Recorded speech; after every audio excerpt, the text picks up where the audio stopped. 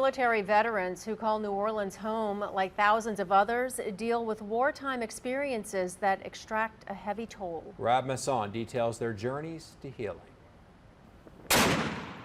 I remember being in Afghanistan, and we were on a mission, and we were told, hey, they know you're coming. They have been to hell and back for their country. My nasal compartment was fractured and leaking spinal fluid. In today's military, one day you can work at the office and the next head into combat. It's a difficult transition if you're not prepared for it, and a lot of us aren't. During World War II, troops spent weeks at sea, easing into and out of battle fronts across the globe. But that's not the case anymore. I mean, I went from a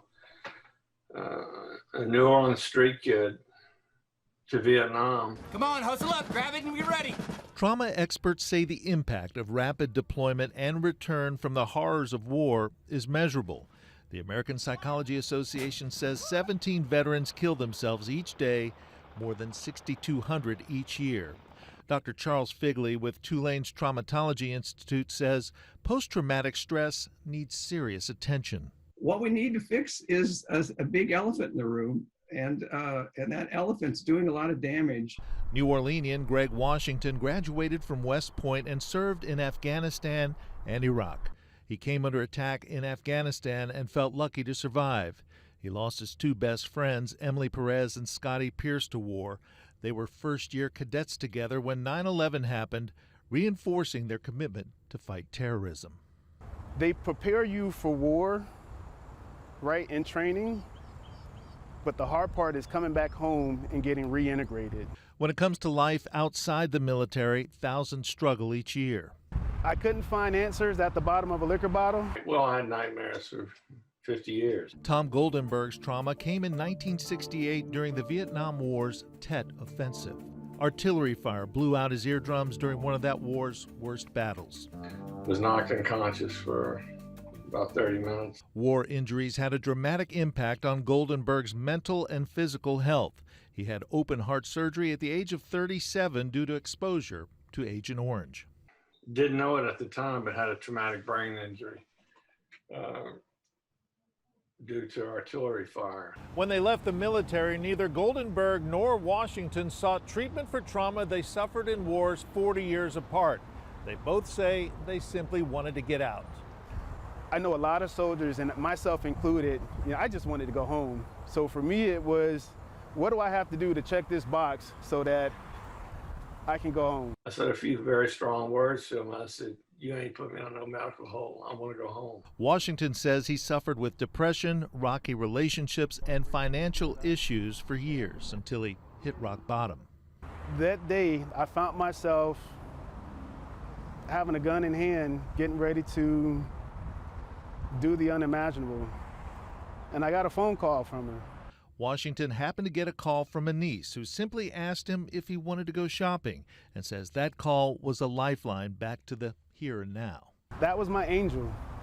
I got lucky. There are some people that didn't get lucky. Both men sought help from the Veterans Administration, which says it has reduced the suicide rate among veterans who seek treatment by 2.4%. But Tom Goldenberg says after 40 years, the best help he found was at Tulane, which recently won a $12 million grant from the Gary Sinise Foundation, utilizing a specially tailored approach to help veterans with post-traumatic stress.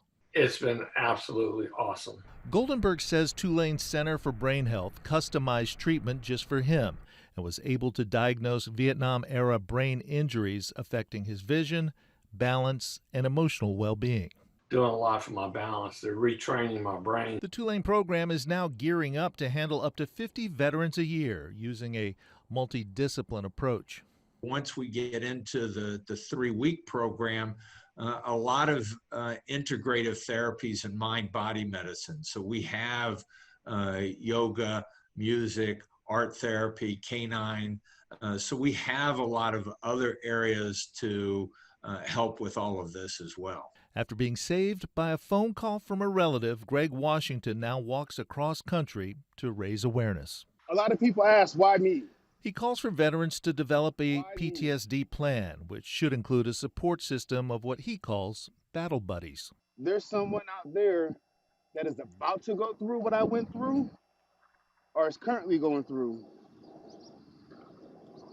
And I want to help be that person that helps get them through to the other side. Dr. Charles Figley with Tulane's Traumatology Institute says the key to saving veterans' lives is to get family members involved. It's interesting, but it's sad because more and more the wives don't want to say too much in order to get the husband in trouble or make a fuss, because their rank, their promotion, their benefits are a lot of that's really associated with following orders and fitting in. Figley has written several books on PTSD and is also a Marine Corps veteran. He calls for a behavioral health corps to address mental health issues in the military. We all have to get off our high horse and recognize things are not working as well as we'd hoped, and really that lives are at stake here.